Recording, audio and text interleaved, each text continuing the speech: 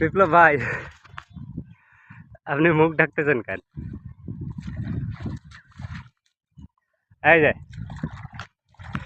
বিপ্লব ভাই, আপনার এই বয়সে এত পরিশ্রম করার কারণ কি?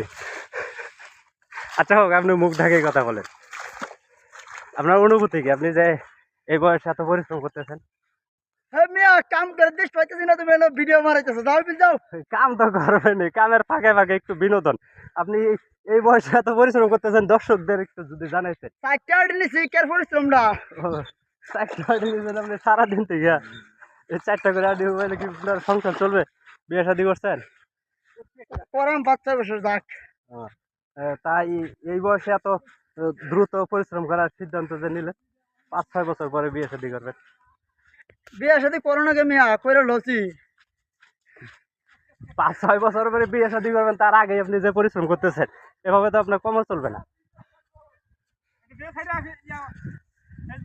দর্শকদের উদ্দেশ্যে আপনি কিছু বলেন। দর্শকরা কামলাতে খাক। এটা কি আপনার চাওয়া? হ্যাঁ, ধন্যবাদ।